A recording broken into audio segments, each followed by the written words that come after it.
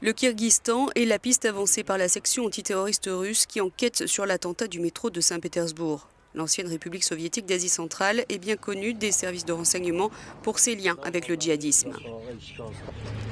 Ses frontières poreuses et sa situation géographique près des foyers djihadistes de Daesh, au Pakistan et en Afghanistan, font du Kirghizistan une cible facile pour le recrutement, surtout dans le sud du pays.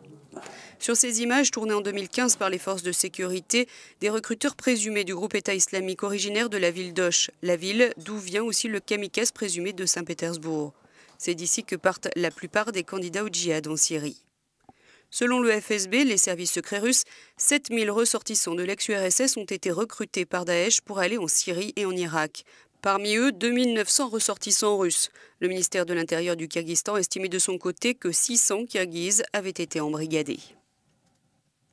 La montée du radicalisme islamiste dans le pays inquiète les autorités kirghizes, mais aussi la population, qui constate que les jeunes sont attirés par l'argent que leur proposent ces recruteurs islamistes radicaux, un argent qui se fait rare dans ce pays très pauvre. Cette inquiétude est exprimée par cet habitant de Bichkek, la capitale. Ici aussi, la situation peut exploser à tout moment. Pourquoi? Parce que ces djihadistes partent d'ici, traversent la Turquie pour rejoindre la Syrie. Notre peuple, il s'agit de nos hommes qui vont là-bas.